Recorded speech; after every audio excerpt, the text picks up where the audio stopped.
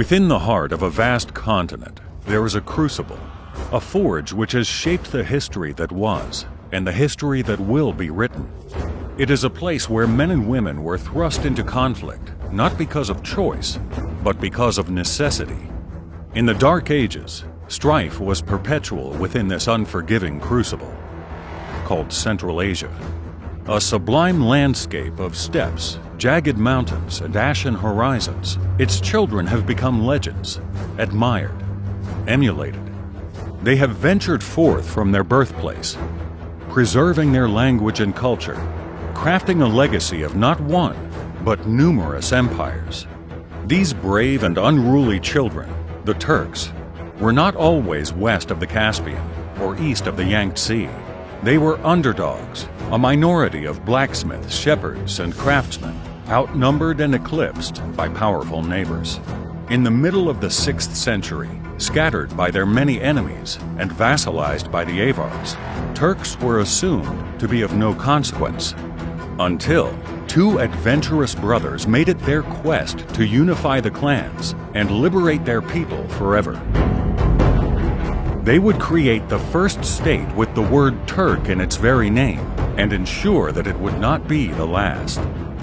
These internet exclusives will detail the story and production of the first Göktürk, the initial feature film of director Alper Kaglar's much-anticipated Göktürk trilogy.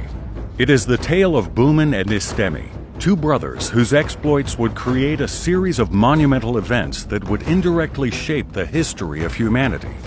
1.5 millennia after their founding, Göktürks and their legacies remain in the hearts and minds of Turkic people and beyond.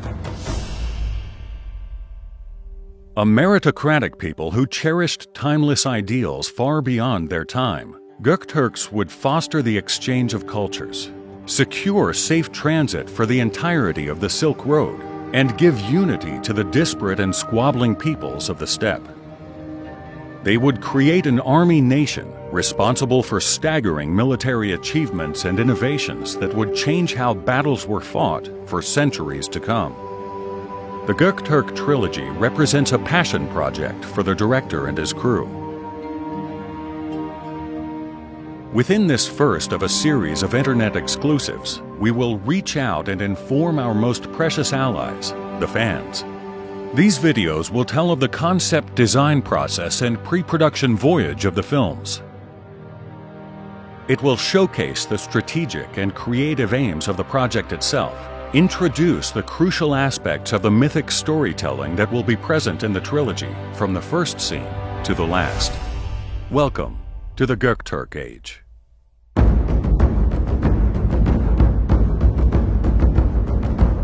Historians have always illustrated the arrival of the Turks by climactic events like the Battle of Malazgirt and the conquest of Istanbul, moments that changed the course of Western history. However, as they emphasized these medieval moments, Western historians created a fog of indifference on an even more significant history that reached back millennia.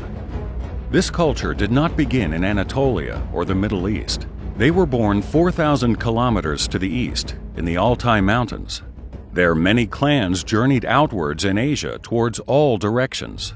Today, you can find Turkic peoples from the coasts of the Pacific to the Balkans and beyond. This ethno-linguistic identity goes back to the ancient confederations of the Huns and the Saka. Because their ascent is so dramatic and so far-reaching in consequence, the Göktürks have always represented a watershed moment in the history of Turks worldwide. Our passion is to show to the world that they are the progenitors of a history broader than the Ottoman and Seljuk Turks. Alper Kaglar lovingly views the Göktürks as extraordinary outliers. They are the ultimate underdogs with outsized dreams. An epic blend of history and cultural myth. For the director, they are a pure, untainted idea. The possibility of an empire so remarkable that as it exists on the edges of Western history, it forms the bedrock of the Eastern one. That first generation of steppe adventurers must have wondered where the end is, not the ending or taking of life, but how their story would be remembered. What was that feeling within them, giving them realization that they were in immortal service to their people, to be remembered and loved 1,500 years into the future? Too many historians and storytellers view the Dark Ages as the rush of the barbarians, the thrill predator hordes had when they found weaker prey. But the irony is, Gokturks were considered the prey. They were the dark horses, the long shots, the slim chances. How did Bumin, Istemi, and their fellowship know that their hope was not a lost cause? Did they ever consider they would become legends? They must have, for theirs was an old idea made new, an idea made immortal. That idea is the foundation on which the story of the first Gokturk rests: liberty.